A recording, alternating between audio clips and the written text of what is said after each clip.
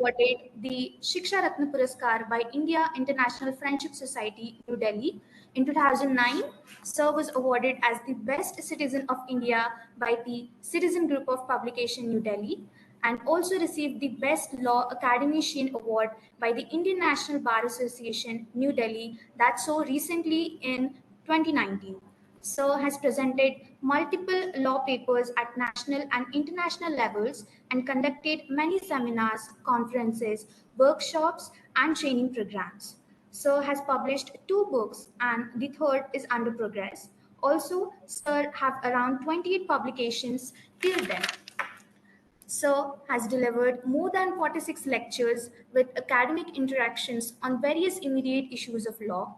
Sir has revised 130 PhD and dissertations. Sir has discharged his duties on various high-level committees of University Grant Commission, Union Public Service Commission, and the State Public Service Commission.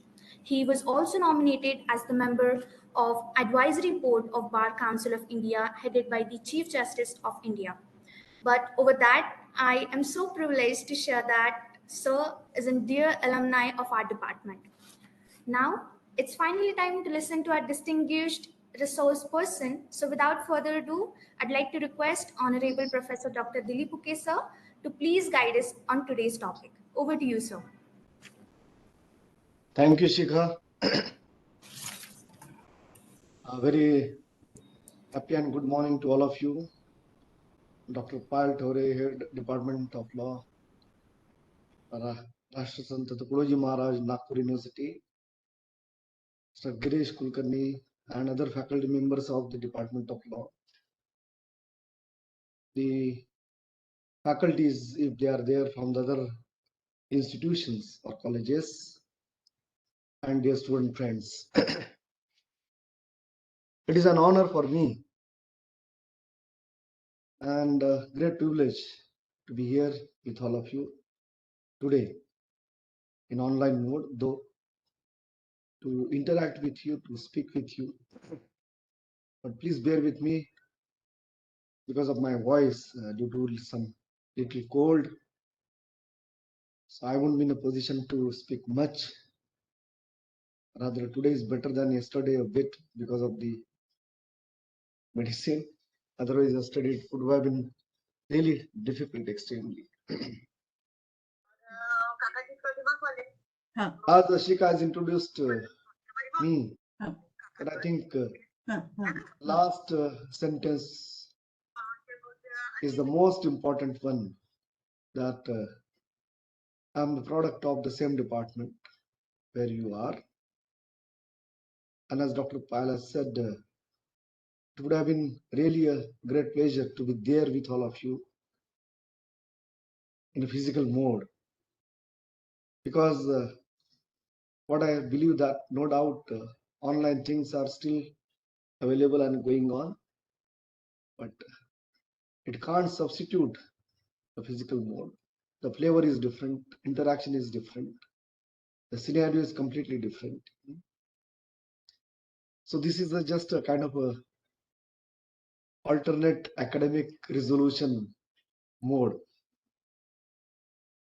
With this, I thank the department, Dr. Payal and her team, for giving an opportunity to me to speak with you. Dear friends, we want to talk about transformative constitutionalism. However, first and foremost, we need to understand what is constitutionalism. Because unless we know well the notion of constitutionalism, there is no point in talking about transformative constitutionalism. Of course, one thing becomes clear, that by the name itself, one may say that it is something related with the constitution. Hence, it is necessary to know primarily what is the role of the constitution, what does it do, what constitution of any country does it, what are its functions, what are its objects, for what the constitution has to be there. So like Indian constitution, look at it, we'll realize that Not only Indian constitution, any constitution first and foremost creates the state. Having created the state, then creates the organs of the state, organs of the government. Having created organs of the government, then assign the functions to each of the organ, whatever the organs are there. Having created those organs and assigning functions, thereafter to discharge those functions, powers are required. Hence, confer the powers. And once powers are conferred, then thereafter it is also necessary to limit those powers, to restrict those powers. And there lies the notion of constitutionalism, limitation upon the exercise of powers of the government, that is legislative and executive powers of the government. Because no power can be an absolute one. Powers are to be any power, be it legislative power, be it executive power, are to be exercised within the defined limits of it. And that's why ultimately even the rule of law is all about. Of course, that is altogether completely different field. We did not have to navigate into that. In a way, that limitations upon the exercise of the powers of the government, be it legislative power, as I've said, or the executive power. That gives rise to the notion of constitutionalism. Why the powers are required to be limited? Why the government's power, either legislative power or executive powers, are required to be limited? They're required to be limited. Why? Because otherwise the government of the day might turn out to be a dictatorial one. Once we say it might turn out to be dictatorial one, it means that essentially it has to be a democratic one. So as we have said, a rule of law, even a democracy. These are the fundamental principles. So fundamental object of the Constitution is to allow, is to permit, is to ensure the functioning of the government in a democratic as well as democratic manner, and as well as per the Constitution, as per the law as such. And therefore, the powers of the government are required to be limited, and that gives rise to the notion of constitutionalism. So constitutionalism means nothing but the limited government, not the limited governance. It is the government which is limited, in a sense that legislative and executive powers of the government are limited or restricted. But at the same time, when government's powers are limited, restricted, it means that at the same time, it also enables and ensures that people shall be in a position to exercise, enjoy their rights, particularly fundamental rights. So, to ensure, another object of constitutionalism is, that's what rather I asked, that why the powers are required to be limited. Powers of the government are required to be limited, be it legislative power or the executive power. They are required to be limited. Why? Because the reason is that people shall be in a position to exercise, to enjoy their rights guaranteed by the Constitution. We look at this, that constitutionalism stands for limitations upon the exercise of legislative as well as executive power of the government, so that, and it ensures that the people can exercise, shall be in a position to exercise their fundamental rights. Look at Article 13 of the Indian Constitution. All of us have studied that. What Article 13 says: state shall not make any such law which shall take away or violate fundamental rights guaranteed by Part 3. Any such law would be void to that extent. To that extent, it would be void. Hereby, Article 13 is the classic positive instance of the notion of constitutionalism vis-a-vis Indian Constitution. It is a positive instance of the notion of constitutionalism provided under Article 13 of the Indian Constitution. State shall not make any such law, enacts any such law which violates or takes away fundamental rights of the people. And any law to that extent would be void, to the extent of if it violates the fundamental right. So Article 13 is the instance, Article 13 is the facet of the notion of constitutionalism. Once we say this, that Article 13 limits, restricts, stipulates the power, legislative power particularly, of the government. As we know that anyone can challenge any law if it is found violative of the fundamental rights. As well, herein law not only to be understood as the legislatively enacted one, but even equally or at the same time executively drafted by way of or in the form of delegated legislation. That's what rather Article 13 explains. Law means what? So it takes care of enacted laws as well as the drafted one in the form of delegated legislation, which is essential, which is necessary. In view of this, the notion of constitutionalism or constitutionalism is a philosophy which is essential for the democratic setup. It is essential for a democratic setup. Why? Because in a democracy, ultimately, people are sovereign, as well as their rights are more important, equally important. And therefore, it also ensures that people shall be in a position to exercise their rights in a proper manner. Since it is a philosophy which is essential for a democratic setup, it means that it also ensures, notion of constitutionalism also ensures or prevents the government from turning democratic setup to a बीच में dictatorial क्या one. Relation है? तो अगर हम mental disorder की बात करें तो basically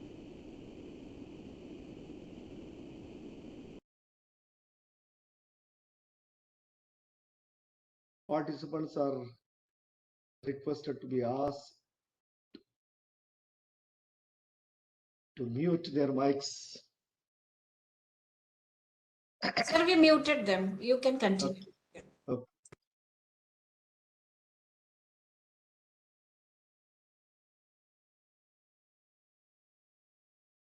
Therefore, it is necessary that the philosophy, constitutionalism as a philosophy, which is essential for democratic setup, it means that it protects the government from turning, or it ensures the government from democratically elected government from turning into an autocratic one or a dictatorial one. Kindly look at this simple thing, that how the notion of constitutionalism is important one.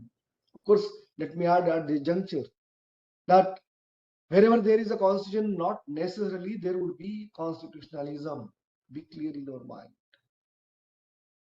Even though constitution is there, did not necessarily the constitutionalism would be there. That's why it is a philosophy which is essential one. When you look at this, as I said, and you also know that it is synonymous to the limited government in a way that it limits the exercise of legislative and executive powers of the government. That's why we are referring to Article 13. Let us look at then, once we say and argue that it is a limited government, it is the limitations upon the government. Its object is even to ensure that people shall be in a position to exercise, enjoy their fundamental rights guaranteed by the Constitution.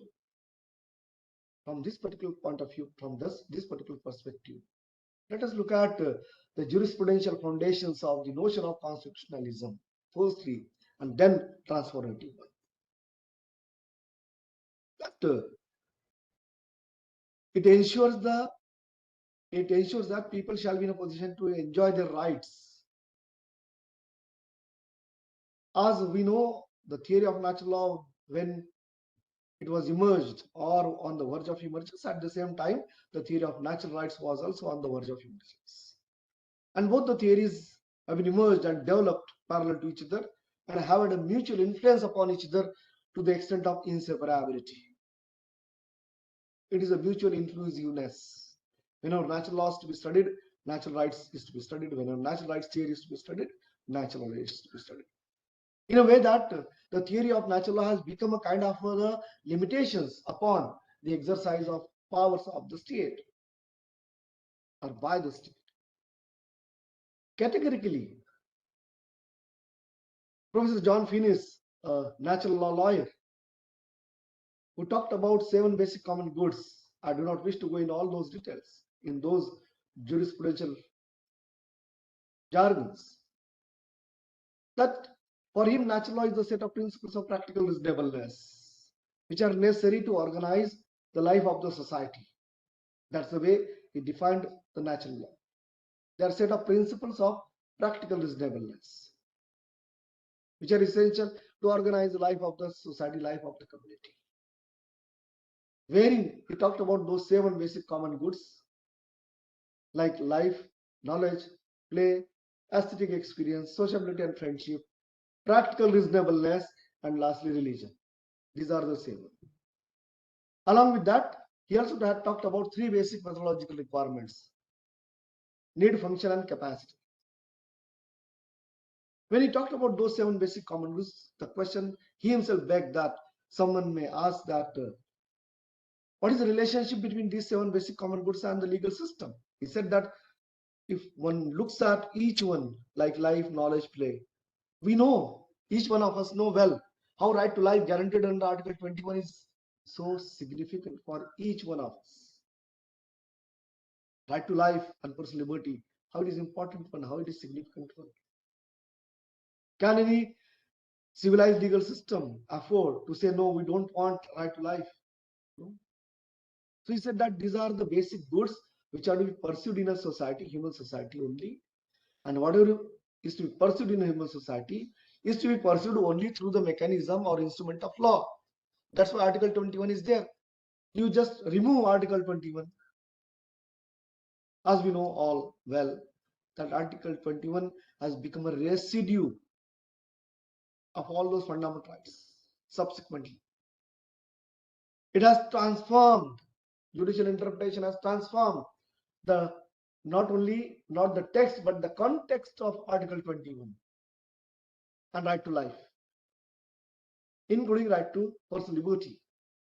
We'll refer to that afterward when we come to transformative constitutionalism. By way of judicial interpretation, the whole context, not the text, text is the same even now at this juncture. No person shall be deprived from his right to life and liberty, personal liberty, except according to procedure established by law. As it was there initially, it is the same even today on 14th February 2023. It is the same. Text is not changed, dear friends, but the whole context of it has undergone a change. And not only a change, a dynamic sea change. That's what rather stands for transformation, transformative constitutions, which we shall speak about later. That's why he said those 7 basic common goods are nothing but, Professor John Finnis, they are nothing but the limitations or restrictions or stipulations imposed upon the exercise of law-making or executive powers of the state. State, as Article 21 says, no person shall be deprived from his right to life and liberty, personal liberty. Same way. In that sense, those basic common goods are nothing but the limitations or restrictions or stipulations imposed upon the exercise of legislative or executive powers of the state. And that's what rather the notion of constitutionalism is. What Professor John Finnis has said, that is nothing but the facet, instance of the notion of constitutionalism. Having said this and having referred to in some way about the judicial interpretation by which Article 21 has undergone a change. It is not only Article 21. If we look at around the world, the notion of constitutionalism itself has been strengthened and evolved by way of judicial interpretation. That's how I say history of constitutionalism is the history of making of constitution, its unmaking, its interpretation, and its application. I repeat what I have said. History of constitutionalism is the history of making of constitution, its unmaking, its interpretation, and its application, including the protection of basic fundamental human rights of the individuals. It has, this particular statement has a significance But I've said again, I would repeat that history of constitutionalism is the history of making of constitution as well as its unmaking, its interpretation and its application, including the protection of basic fundamental human rights of individuals. From this perspective, from this point of view, let us go back to the Great Britain then, and that too in the year 1610. In a classic judgment delivered by the then House of Lords in Dr. Bonham's case by Lord Chief Justice Coke, earlier in the department, there in our department, there was a paper on British constitutional law. There used to be a paper on British constitutional law. During those days, we have studied British constitutional law. And those who know about the British constitution a bit, they must have been aware that there was no such written constitution. As in India, one of the basic principle, not feature of Indian constitution is the supremacy of the constitution. Whereas in case of Great Britain, since written constitution was not there, hence there was no such question of supremacy of the constitution, but rather it was the supremacy of the parliament, or as they used to call parliamentary sovereignty or parliamentary supremacy. Rather, there was an adage, there was a saying that British Parliament is so supreme that it can make a law which might turn a man into a woman. Just to show that how absolute law-making power British Parliament did possess then. Absolute law-making power. It was contrary to the notion of constitutionalism otherwise, factually. However, in the judgment, Dr. Bonham's case, in 1610, just recall the time, imagine the time period. Dr. Bonham's judgment delivered by Chief Justice Coke, he held that when it is found the parliamentary legislation, law enacted by the parliament, if it is found to be contrary to morality as well as basic rights of the people, by that time Magna Carta was there. When it is found any law enacted by the parliament, British Parliament, when it is found that it is contrary to the notion of morality or moral values or violated to basic rights of the individual, despite of parliamentary sovereignty, such law could be declared as illegal, invalid. Dr. Bonham's judgment sought to limit the law-making power of the British Parliament, though despite of having the parliamentary sovereignty. Dr. Bonham's judgment stands for and stood then even as a symbol of notion of constitutionalism. Similarly, as it was so there in Great Britain, in India, in US, in another classic case, come back from Britain to, let us move from Britain to United States. In classic judgment delivered by Chief Justice Marshall in Marbury versus Madison in 1803, as parliamentary sovereignty was one of the basic principles of British constitutional law. In United States, it was separation of powers, wherein each organ are separate. In such a scenario, in Marbury versus Madison, Chief Justice Marshall held that any congressional legislation, if it is found to be violative to fundamental rights of the people, this court, that is US Supreme Court, has a power to declare such legislation as unconstitutional, invalid. That gave rise to the notion of judicial reviews. Marbury versus Madison also is a symbol of the notion of constitutionalism.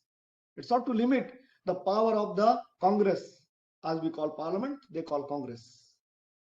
Sought to limit the legislative powers of the Congress, though it was not provided by the Constitution. Despite of that,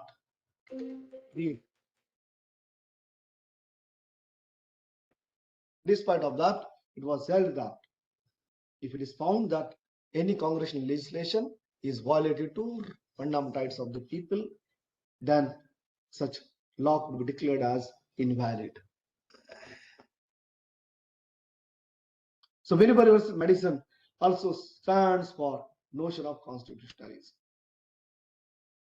Then here in India, as I said, that notion of constitutionalism which seeks to limit the legislative or executive powers of the government. Whenever we talk about India, surely all of us jump upon Maneka Gandhi's decision. No doubt, it was there in Maneka Gandhi. Yet, Maneka Gandhi was decided in the year 1978. Decade or so more before that, in J.P. Mitra, in the year 1966 or 67, the Supreme Court came across with a piquant situation as per Article 217, Clause 3 of the Indian Constitution. It is the power of the President to determine the age of a High Court judge in case of a dispute, in case of any controversy.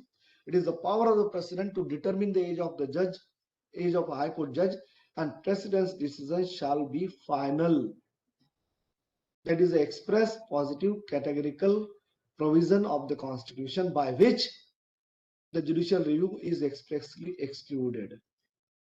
Jurisdiction of the courts have been ousted. It is ouster clause. Whereas in J.P. Mitra, the Indian Supreme Court held that if it is found that the President's decision has been taken by him on irrational basis or in an arbitrary manner or on irrelevant considerations or under the influence of the executive, then this court can declare such decision of the President despite of the finality clause as illegally invalid. J.P. Mitra sought to limit an arbitrary exercise of executive power of the state. Though it is the President, as we know that President functions, acts on the aid and advice of the Council of Ministers headed by the Prime Minister. So in reality, it is to be the decision of the Council of Ministers headed by the Prime Minister. And that's why J.P. Mitra has been the guiding spirit for the notion of constitutionalism. And yes, no doubt, the Maneka Gandhi, wherein all are well versed about Maneka Gandhi, what has happened there, from transition from Gopalan to Maneka, reading the due process clause of the Fifth Amendment of US Constitution under Article 21. It is not only procedure established by law, but rather the due process of law as it is to be. And that's why Mitra first and then Maneka Gandhi, these are the instances of the notion of constitutionalism here in India. Dear friends, when you talk about constitutionalism, no doubt there is no such a categorical definition of it. Nevertheless, one of the jurists, Professor Michael Rosenfield, he has pointed out and he has observed also that there is no such definition of constitutionalism. But what he observed is that, however, broadly, the notion of constitutionalism or modern constitutionalism requires imposing limits on the powers of the government, adherence to the rule of law, and the protection of fundamental rights. These are the three things. According to Professor Michael Rosenfield, he has pointed out that in today's constitutionalism, modern constitutionalism, requires imposing the limits on the powers of the government as well as adherence to the rule of law and the protection of fundamental rights. These are the three components, primarily three components of constitutionalism in nowadays. Whereas another jurist, Professor Louis Henkin, he pointed out eightfold principles of constitutionalism. According to him, these are the eightfold principles which are essentially, whether it is right or wrong, that is that apart. But according to Lee Henkin, there are eightfold principles of constitutionalism, and it implies, constitutionalism implies, the first one is popular sovereignty. Second one is supremacy of the constitution and rule of law. Thirdly, political democracy. I call upon you, please, to remind me when we talk about transformative constitutionalism subsequently on this ground, on this component, political democracy. Rather, that is the point of difference between constitutionalism and transformative constitutionalism. So third one is political democracy. Fourth is representative limited government. Representative limited government. Fifth one is separation of powers. Sixthly, civilian control of the military force. I urge all of you to think, look at it, civilian control of the military force. I urge all of you to look at it from the point of your beloved neighbor, Pakistan. Civilian control of the military force, how it is important. Seventh is police governed by law and judicial control. Police governed by law and judicial control. And last one is an independent judiciary or independence of judiciary. So by and large, these are the eightfold principles, like Professor Lone Fuller talked about internal morality, eightfold principles of internal morality, doctrine, which are also otherwise the broaderly facet of constitutionalism. Those eightfold principles of internal morality doctrine initiated by Professor Lone Fuller, natural law lawyer, they are also impliedly the parameters or facets of constitutionalism. Similarly, Professor Louis Henkin, he has pointed out that these are the eightfold principles of constitutionalism. I repeat just for the sake of convenience, that popular sovereignty, supremacy of the constitution and rule of law, political democracy, representative limited government, separation of powers, civilian control of the military force, police governed by law and judicial control, and lastly, independence of judiciary or independent judiciary. These are the eightfold principles of constitutionalism according to Professor Louis Henkin. Dear friends, essentially we need to talk about transformative constitutionalism, but before we switch over transformative constitutionalism, let me add at this juncture is that this area is such which can't be discussed in 1 hour or 1.5 hours or 2 hours or even a whole day, because there are different shades of constitutionalism, there are different shades of transformative constitutionalism. Professor Upendra Bakshi, noted jurist, all of us know well, he talked about C1, C2, C3, Constitution 1, Constitution 2, Constitution 3. I do not wish to go into all those things as, However, there are different versions or kinds of constitutionalism. First and foremost is liberal constitutionalism. In case of liberal constitutionalism, wherein individual's rights are at center point. It is the individual and individual rights which are important from the point of view of the liberal constitutionalism. The second one is just opposite is illiberal. In case of illiberal constitutionalism, it is not the individual and individual rights which are important one, but rather the social rights or social interest, we may say, they are important than the individual interest. So that is illiberal constitutionalism, when the community, collective or social rights or social interests are important, not the individual one. That is second. The third one is the mixture of both, which is known as hybrid constitutionalism. In a way, some element of liberal and some element of illiberal. And by and large, legal systems like, say, India, they do walk on the path of this hybrid constitutionalism. So they need to balance both individual as well as the social or collective one. So as we know, the conflict between whether fundamental rights are important or direct principles of state policy, they are important. The Minerva will resolve that neither part 3 nor part 4, nor fundamental right, neither fundamental rights nor direct principles. Both are supplementary and complementary to each other. So Maneka stands for this hybrid mode of constitutionalism. Not Maneka, sorry. Minerva stands for hybrid mode of constitutionalism. That is the third one. Fourth is revolutionary constitutionalism.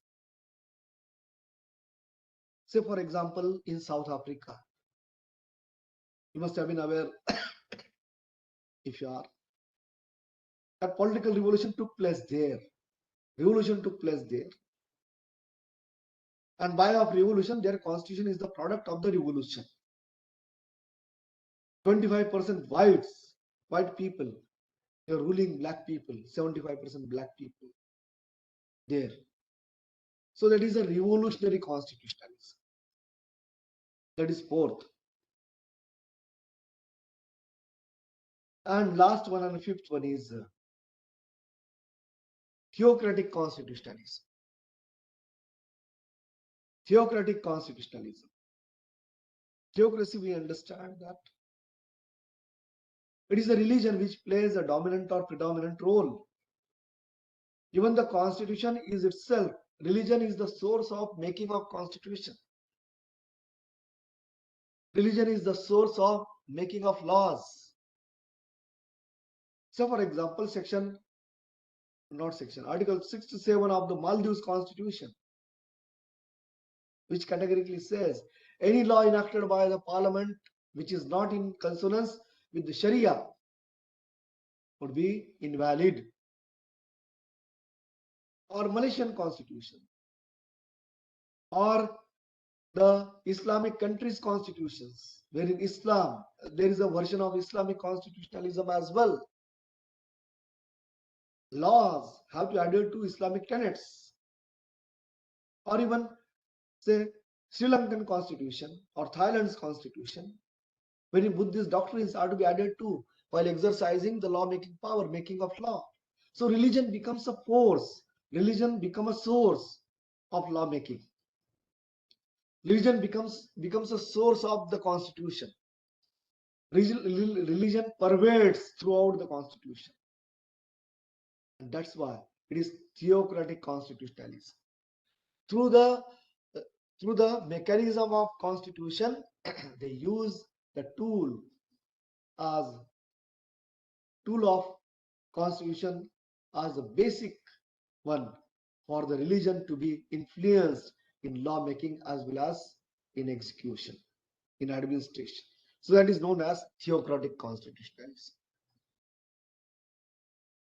Having surveyed this, and without going in all those details, let us move to the notion of transformative constitutionalism. Let us go back to the initial statements which I have made, wherein we said that, and we know the job of constitution is to create the state, then create the organs, then create the functions, assign the functions, then confer the powers, so on and so forth. But now, dear friends, is it only the job of the constitution? Or is it something else or beyond this? Even the notion of democracy runs deeper than mere elections. What constitution aims for? One may recall to Hegel, a jurist, natural law jurist. He said that according to him, Constitution is the product of social contract. It is an actual fact of human history. Every state makes the Constitution, taking into account their social, economic, political circumstances existing then. For what the Constitution is to be made? Constitution is to be made for changing the lives of the people, transforming the lives of the people. And that's why it is a charter. Constitution is not merely a supreme law of the land. Constitution is not only merely the tool by which the state is created, mechanism by which the state is created, organs are created, or the functions are assigned. No, its aim is somewhat different. When it was a sheer coincidence that when Indian Constitution was being made, at the same time, the Universal Declaration of Human Rights was also made. One looks at deeperly, one would realize that both have had the mutual influence upon each other, wherein the notion of transformative constitutionalism was emerged primarily from South Africa. But it was not the South Africa alone. The US scholar, Professor Karl Clare, K-L-A-R-E, Professor Karl Clare, in the year 1998, when he published the paper, Legal Culture and Transformative Constitutionalism. Legal Culture and Transformative Constitutionalism, published by Professor Karl Clare, wherein he has observed and wherein he has said that what is to be transformed is the lives of the people. What is to be transformed is the society and social life. As the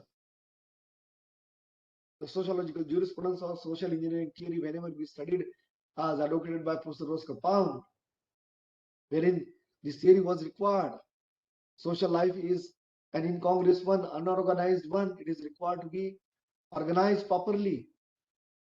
That's what rather. Social life was required to be transformed. Society was required to be transformed. In South Africa, as we know, after the revolution, then at that time, 75% black people, violence, injustices, discriminations, inequalities, segregation, killings, whatnot was there. They had a separate schools, separate colleges, separate theaters, separate hospitals, everything. So whole society was divided into two classes. Race was the predominant factor, black and white. Laws were such, administration was such, facilities were such. Whole society, whole social life, social, economic, political life, it was completely different one. As Article 1 of UDHR says that all persons are born free and equal. What was the wrong done by those black people? Only color of the skin was different. However, as I've said, and you also must have been aware, that denials, discriminations, injustices, killings, even violence, poverty, unemployment, whole South Africa was riddled with, but whole South Africa consisting of black people was riddled with all these things. And that's why former Chief Justice of South Africa, Justice Lenga, he came out with this notion of transformative constitutionalism there in South Africa. Is that the past which was riddled with miseries, untold miseries, violences, killings, injustices, inequalities, discriminations, so on and so forth. Whereas, by way of the constitution, new constitution, it is not only limitations upon the government, as we have said that constitutionalism is nothing but the limited government or limitations upon the exercise of the government, whereas in case of transformative constitutionalism, it empowers the government. It enables the government. That's why part 4 is the charter of social reforms. Not only part 4, part 3, article 17, abolition of untouchability. As race was the dominant factor there, caste has been the dominant factor here. Caste was the dominant factor here. Wherein the whole society was required to be transformed, whole society was required to be changed. Not only article 17, article 23, 24, not only part 4, even part 3, some provisions which are there. This stands for transformative constitutionalism. As I said, here in transformative constitutionalism, not limits, but it empowers, it enables. It is the power of the state. Those directive principles of state policies are fundamentally the governance of the country. They are fundamental principles. That's why it is necessary to understood in this way. That, as Professor Carl Clare has said, that what is required to be transformed? Society is required to be not only organized, society is required to be rebuilt. Society is required to be reorganized. All those evil, inhuman, barbaric practices, social practices, which were existing then. The sati practice, Devdasi system, child marriages, and then caste system. Society was riddled with all those social ill or evil practices, inhuman practices, barbaric practices. And that's why society was required to be transformed. Constitution is the vehicle to transform the society. Constitution is the vehicle to transform not only the society, to reorganize, rebuild, restructure the whole society, social, economic, political justice as envisaged in the preamble of the Indian Constitution. And that's why all those social as well as evil practices, anti-social practices were required to be abolished. As Justice Lenga had said, as Professor Carl Clare had said, it is legal culture and transformative constitutionalism in the year 1998 that societies are required to be reorganized, social life is required to be rebuilt, restructured, as those discriminatory practices, inhuman practices are required to be removed, eliminated completely from the society. Dear friends, transformative constitutionalism stands for transformation of the society. We talk about social transformation, wherein law is the tool of social transformation. Constitution is the tool of social transformation, wherein, as per Justice Lenga, the past, which was riddled with all those miseries, untold miseries, discriminations, killings, violence, injustices, etc. Whereas the future will be based upon equality, human dignity, justice, prosperity, progress. That sense, the bridge is to be built from past to present, and that is the role, that is the job of the notion of, or that is the aim of transformative constitutionalism. Whatever the evils are there, whatever the ills are there, they have to be eliminated, not only to be removed, they have to be eliminated, and society is required to be transformed. Here in India, just for the sake of your convenience,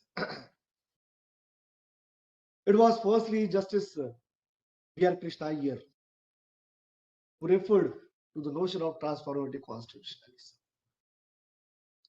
I must quote him, wherein he had observed that Constitution is a transformative document. And I quote Justice Krishna Iyer. the authentic voice of our culture, voiced by all the great builders of modern India, stood for abolition of the hardships of the pariah, the mlecha, the bonded labor, the hungry, hard-working half-slave, whose liberation was integral to our independence. To interpret the Constitution rightly, we must understand the people for whom it is made, the finer ethos, the frustrations, the aspirations, the parameters set by the Constitution for the principled solution of social disabilities. Unquote. However, though I have said that Justice Krishna Iyer has referred Constitution as a transformative document firstly, no doubt. I said that it was in the year 1998, Professor Carl Clear from the United States, who has published the paper Legal Culture and Transformative Constitutionalism, and was the first one to use, along with Justice Lengaw from the South Africa, former Chief Justice of South African Supreme Court. But along with Justice Krishna Iyer, if you remember, I asked you to remind me those Eightfold Principles at the time of those Eightfold Principles of Lee Henkin, about the third one, that is political democracy. In case of transformative constitutionalism, what Professor Carl Clear had said and observed in the year 1998, 50 years before that, Dr. B.R. Ambedkar had said the same. We read Constituent Assembly debates as well as his speeches, we realize that all of us know well his contribution, not only in social transformation, not only building this country or society, but from the point of view of transformative constitutionalism. He fought even for women, not only for particular class or caste, for bonded labor, for farmers. And that's why the Constitution has been made the way it has been. Very first and foremost, he did not believe in the definition of democracy as we refer generally of Abraham Lincoln. Government is for the people, of the people, and by the people. Rather, in a lighter when people used to say government is for the people, FAR. Of the people, OFF. And by the people, BYE. By the people. So firstly, he did not believe in, did not agree, did not accept the definition of democracy. He came out, Dr. Ambedkar came out, the different version of the definition of democracy, where he said, democracy is the form and method of the government, whereby democracy is the form and method of the government, whereby social and economic lives of the people, positive changes, revolutionary changes could be brought in social and economic lives of the people without any bloodshed. I repeat what I have said. According to Dr. B.R. Ambedkar, democracy is the form and method of the government whereby revolutionary changes in social and economic lives of the people could be brought without any bloodshed. Just imagine, think deeperly, think largely, widerly. Democracy is the form and method of the government, whereby revolutionary changes in social and economic lives of the people could be brought without any bloodshed. This definition of democracy is nothing but the notion of transformative constitutionalism. Moreover, he did not agree with did not accept the political democracy. Gandhi said subsequently that unless there is at the base of political democracy, social democracy is there. Till then, political democracy cannot sustain and survive. And for him, social democracy is nothing but the way of life. Social democracy is the way of life which recognizes equality, liberty, and fraternity. Liberty, equality, and fraternity. Dear friends, generally these things are there, these concepts are there in preamble. I shall speak about them afterward at the end, not now. So therefore, he referred to the social democracy, which it is a way of life which recognizes liberty, equality, and fraternity. I shall come back to this afterward, not now at this juncture. Wherein, wherein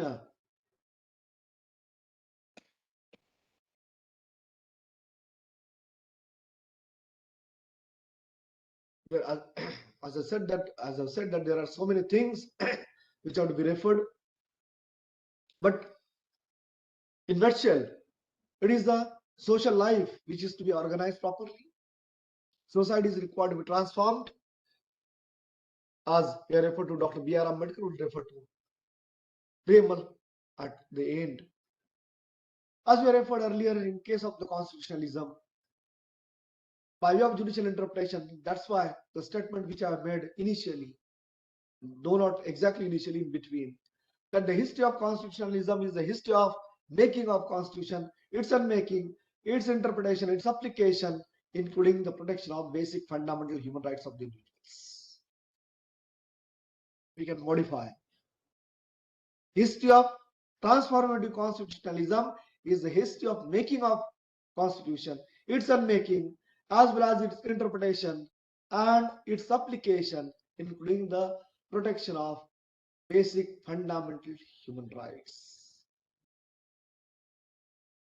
Judicial interpretation has played a pivotal role in enlarging the scope or emboldening the scope or strengthening the notion of transformative constitutionalism. Muthuswamy judgment about right to privacy, I need not have to go in detail. All of you know. Rather, just a week after a judgment or so, I had been to adjoining law college, then for the national seminar on right to privacy, wherein Supreme Court recognized the right to privacy as an integral part of Article 20. Right to be forgotten. That is nothing but the transformative constitutionalism, wherein the issues either in relation to firstly NAS Foundation, Delhi High Court judgment, section 377 of IPC was read down by the Delhi High Court in NAS Foundation case. In appeal, it was reversed by the Supreme Court in Suresh Kumar Kaushal, but subsequently Navtej Johar, the present Chief Justice of India, Justice Chandrachud, who quoted his judgment just on this Saturday at Nagpur only during the convocation address. He said, criminalizing homosexuality was the instance of injustice, which was removed, which was eliminated. In Navtej Singh Johar, he referred to transformative constitutionalism.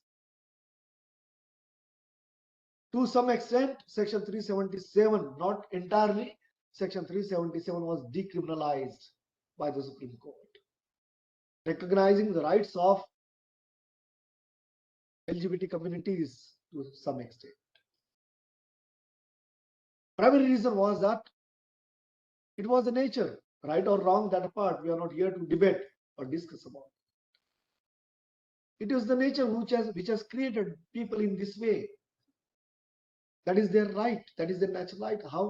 Why we can't recognize them as a different class? That's why nowadays, in any application form, there is a third column. Not only male, female, even the third column is there.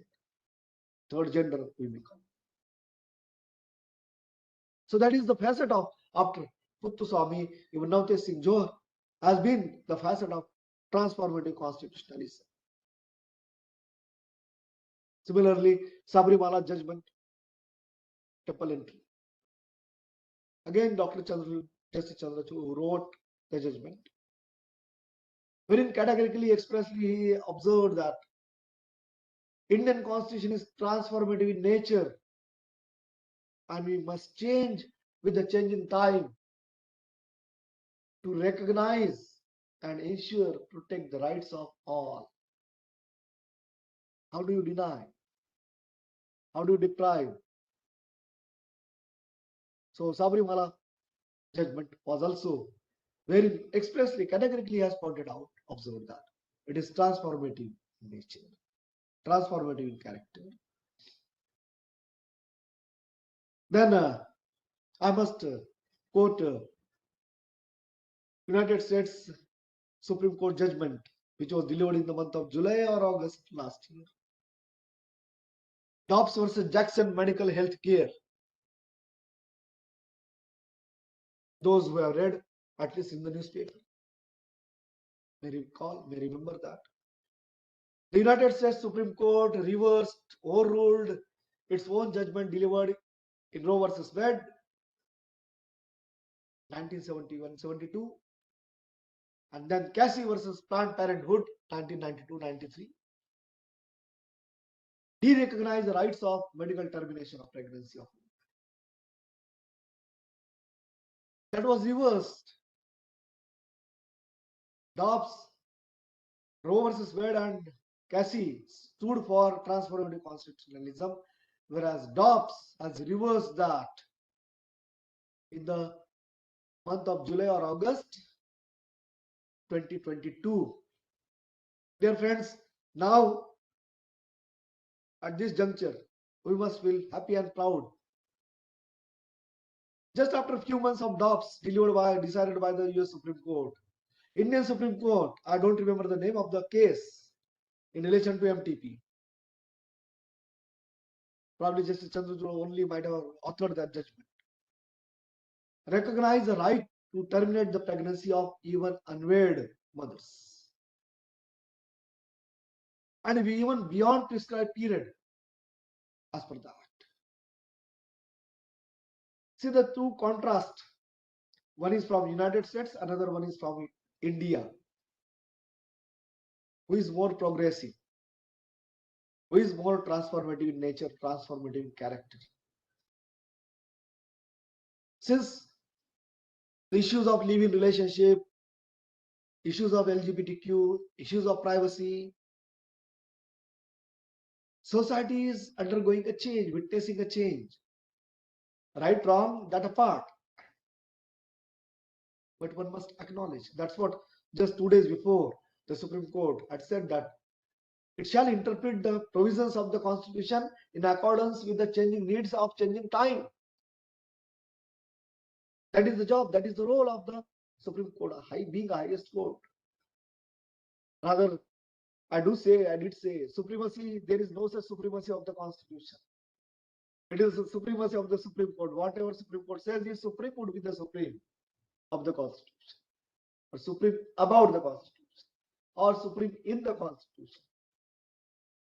That's what rather the doctrine of basic structure, which was also facet of constitutionalism. It sought to limit not only the legislative, but rather it limited the constant power of the Parliament. Coming back to this, the judgment delivered by the Indian Supreme Court about MTP stands for the transformative constitutionalism. As I said, see the contrast, complete contrast between the US Supreme Court judgment in Dobbs and the Indian Supreme Court judgment in the MTP. I simply forgot the name of the case as such. And thereafter, after Dobbs, Hope maybe in future, US Supreme Court might refer to Indian Supreme Court judgment when it overrules the adopts subsequently. In view of this, since society grows, society changes, social needs changes, wants, demands, aims, aspirations, requirements undergo change. The job of the Constitution is to reorganize, not only to organize but reorganize the lives of the people. And job of the highest court of the land particularly is to reinterpret the provisions of the Constitution in consonance with the needs and wants or demands of the changing time of the changing society. However, as I've said that, pointing out to the preamble, what Professor Karl Clear had said, what Justice Ling has said, and what Dr. B.R. Ambedkar had said about social democracy. It is a way of life which recognizes liberty, equality, and fraternity. Dear friends, since last year celebrating 75th year of independence, Azadi Ka Amrit Mahotsav. When we talk about this and when we celebrate this, we must introspect also simultaneously. Are we able to achieve the notion of democracy as envisaged by Dr. Ambedkar? Democracy is the form and method of the government whereby revolutionary changes in the social and economic lives of the people are to be brought without bloodshed. That is one. He was the pioneer of transformative constitutionalism. Not Professor Karl Clear. That's what I said. What he had said in the year 1998, Dr. Ambedkar said 50 years before that. Secondly, the notion of social democracy, as he said, that unless there is at the base social democracy, political democracy won't survive. And social democracy, which recognizes life, liberty, and equality. Liberty, equality, and fraternity. We have in our preamble liberty of thought, expression, belief, faith, and worship, justice, social, economic, political, equality of status and opportunity. And we move around this as we call golden triangle. What about the fourth one? That is fraternity. Either we tend to forget, ignore, or neglect. It is no longer a concept, dear friends. Notion of fraternity has been made as a fundamental duty under Article 51 AE. It is a common brotherhood. And we treat each one with human dignity, without any discrimination, in whatsoever the grounds. That sense. As the provisions of the Constitution which are there, 15.2, Article 17, 23, 24, and the preamble, are we able to achieve those goals? Do we treat each other with that human dignity as envisaged, which is also our duty, which is fundamental? We are obsessed with our fundamental rights, without any exception, including myself. Right to privacy, freedom of speech and expression. We fight. It is my right to speak, my right to privacy, particularly the young generation. What we shall wear, it is our right to privacy. Fine. It is your right to privacy. But what about your duty, which is also fundamental?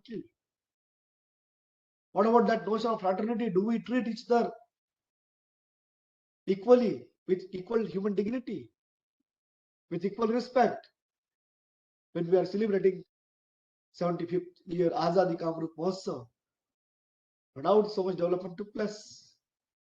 Whether that's complete social transformation are we able to achieve? Social transformation, I say, not the infrastructural one. Now roads are fine. We want to go to Mars, Moon, fine. Satellites launching, science technology has been developed so much. We have so much knowledge of the science. But do we have the science of knowledge? And that science of knowledge is nothing but the notion of fraternity, notion of human dignity. Still in the society, when brides are burning, are being burned, and that too not in a lower strata, even an educated class. You might have watched Amir Khan's Satyameva Jayate. In one of the episode, it was there a doctor, lady mother-in-law, lady father-in-law, and lady husband, not lady, doctor father-in-law, doctor mother-in-law, and father husband was also doctor. Whole family was doctor. Just because the kid was female, a doctor grandmother crashed from the fourth floor in a trap. Where are we? Female fetuses are being removed. Why? Because it's a fetus is female. Female infanticide. Where we are heading? How the laws are not enough. Constitution is not enough. Supreme Court is not enough. You might have read in the newspaper. A lady doctor in a bead, Mundes, both husband and wife, elsewhere as well. How do they dare? 1,060, 70,000 female fetuses removed. How do we do this? For dowry, the even brides are burning. How do we do it? That's why what we require is society will not be required to be transformed. Supreme Court will do its job. Parliament will do its job. Constitution will do its job. Laws will do their job. What about us? If really we want to have the transformation and transformative constitutionalism, unless each one of us abide by our fundamental duty under Article 51 AE, of course, all others also, till then it is not possible. Things will move on, things will go on like this as they are. And therefore, we shall take a pledge that let us look at least once what is that fundamental duty of common brotherhood, to treat each other with equal human dignity, so that in real sense we can transform our country, we can transform our society, we can be in real sense a civilized society, because right now there is so much uncivilizedness is there. In true sense, we can be a great nation. In true sense, we can test the Amrit.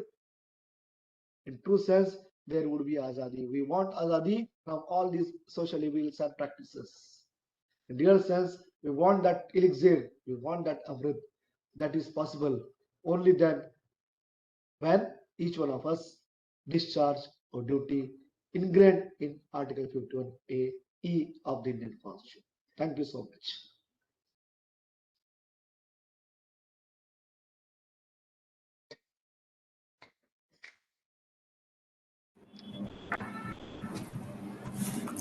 Thank you so much, sir, for this great session.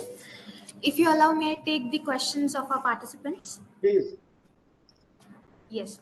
So the question is, how the transformative constitutionalism will be understood in the form of limited judiciary for judicial accountability?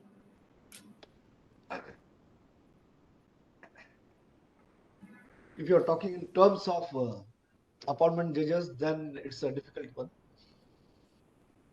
But when you talk about judicial accountability, is it not the accountability of the judiciary when they recognize the rights of third gender, when they recognize the rights of unwed mothers, when they recognize the rights about the entry in temple? So in that sense, if it is in terms of India, then yes, it is there. But that's what I said, that when the constitution is there, not necessarily that transformative constitutionalism or constitutionalism will be there. It is not the constitution per se, but wherein each one of us need to contribute. Judicial accountability or judicial responsibility, a limited one. If I understood in that way, that probably judicial activism? Is that the intention? Sir, Yeah. sir, sometimes judiciary tries to keep away from its duty to protect the fundamental rights, saying that it is a political question, saying that it is the job of legislature. Fundamental rights are not able to personal laws. So in that way, is it not judiciary is keeping away from its duty which is assigned to it? I think, to my mind, gone are those days. If you read A.K. Roy, then Bombay was decided in 1994. And thereafter, there is no such political question in India. Rather, that political question was dumped into the dustbin long back. And the counter one is judiciary oversteps. Not only it interprets, it oversteps. So that is the allegation against the judiciary. So it is not only activism, sometimes people say it is over activism. So what I feel that yes, it is also there, no doubt. No one can deny that sometime, because that is not the job of the judiciary to decide the fees, how much fees the medical college shall charge, or any investigation by any investigating agency. The report shall be submitted to the judiciary. Likewise, there are certain areas where judiciary shall be cautious enough. It shall not completely step into the shoes. But that overstepping, not the political question. Political question, it is contrast to political question. So it is over activism, not only activism, over activism. That happens. And about the Ahmedabad Muslim Action Group, See, not Muslim, only AVOX, Ahmedabad Action, Women's yeah, Action Group, Working Group. The matter is that, few things, they are also ultimately human beings. Few things, because India is a vast country of cultures, religions, practices. Probably your intention is about the Uniform Civil Code. It is such a delicate issue. So that's what therein, I think Justice Kuldeep Singh in Ahmedabad's case, he observed that social fiber ought not to be disturbed completely. So if it comes there from itself, the things are going on, talk is going on. So certain things are tricky or sensitive in terms of the social life. So those are to be addressed properly, in that sense only, or in that mode only as such. I don't find any wrong as such there, because the peaceful coexistence, that is what transformative constitutionalism, Justice Lega has said, that instead of strife-torn country, it is the peaceful coexistence, not only peaceful existence, peaceful coexistence, which is necessary. So probably I may pick from Justice Lenga's terminology of peaceful coexistence, So because people are obsessed with their religious tenets, feelings, practices, some kind. So hopefully it shall change.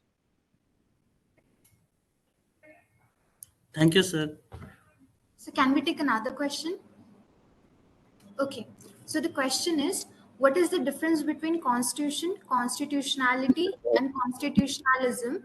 And how can we build a relationship between all the three concepts together, including the jurisprudence? Rather, I may rephrase the question. It is not the constitutionality. Constitutionality is simple. If law is enacted, any act is enacted, or any rule is made, whether it is in accordance with the constitution or not, that is constitutionality. Is it? That is a so simple thing.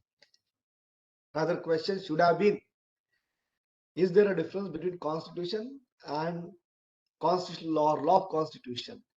And then constitutionalism. Yes. Constitution means text of the constitution. Constitutional law constitution is and includes even constitutional conventions.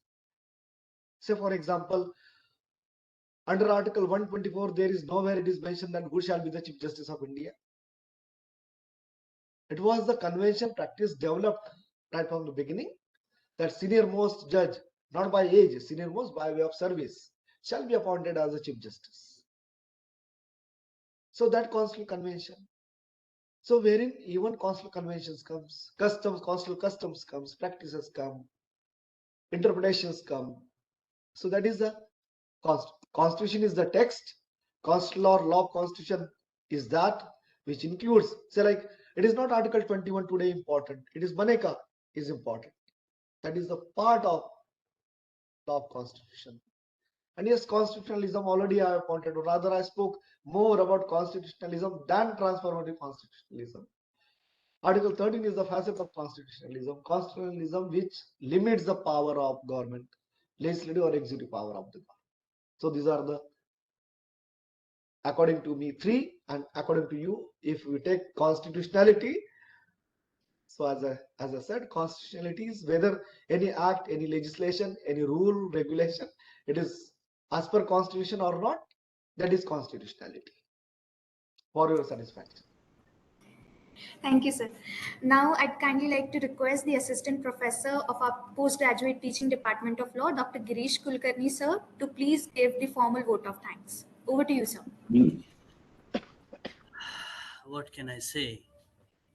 Just mesmerizing and a kind of nostalgia. Sometimes we forget ourselves in the flow of thoughts, knowledge, and information. And when we reach to the level of enlightenment, something when we know that we have not known, something that we understand that we have not understand. Sir has explained the natures of constitutionalism. Sir has explained the folds of constitutionalism, eightfold of constitutionalism. He has connected us how the natural law is the responsible for the problems and then solving the problems in the form of transformative constitutionalism.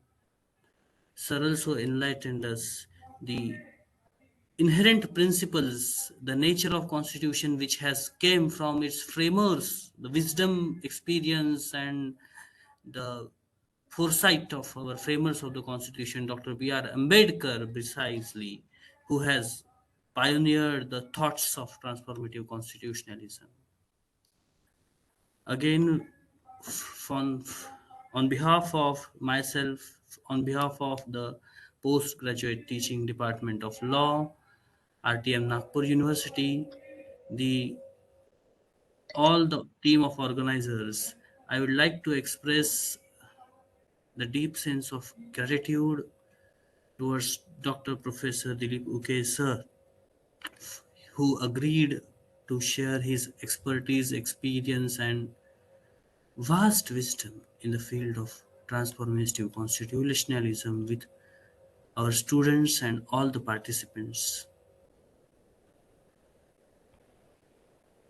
He has immediately accepted the invitation that it shows the simplicity that so without any kind of issues he sir has ready to agree to share his time out of his such a busy schedule. And more than that, this is not experience of today but when I was a student as well, his will to overcome his physical limitations. Sometimes when he is ill, it is really very problematic many times for physically to deliver the lectures. Still, that does not affect the flow in which he carries his students, the flow in with him he carries his listeners in the field of law. So again, thank you very much, sir, for sparing your time, and despite of the issue, health issues, you shared with us your time and knowledge. Then I also thank to the head PGTD of law who gave us an opportunity to organize this webinar, and who has also made available all the resources required for this webinar. I thank to the organizing team who was working continuously to make it a possible, to make it successful. And I also thank to the technical team who is managing the whole from registration to the certificate distribution, without whose continuous presence and assistance we could not have completed the online webinar as such. So thanks one and all to all, and thank you very much, sir, again. What can I say? Thank you. It has been a great pleasure to be there with Yes. all of you in my alma mater on online mode. Hopefully, as Dr. Pal said, next semester, next academic session We'll be able to will be a meet. play. Will be in a Certainly, pleasant. certainly, we are planning to have offline. We have a pleasure and fortune if we are able to have you in physical mode as well. Yes, surely, surely. Thanks to all of you for your patience. Thank you so much. Thank you. Thank you. Thank you. All the best to all. Thank you, sir. Thank you very much. Thank you. Yeah. Feedback. Participant, there's a gentle reminder that please fill the feedback form in order to receive your e-certificate, and the certificates will be given to you after 10 to 15 days. The link of the feedback form will be there in the chat box, so please do fill the form. Thank you so much. And yes, this, this lecture will be available on YouTube channel of our department as well. Yeah, the link will remain active for about 15 minutes, so please do fill the form. Thank you.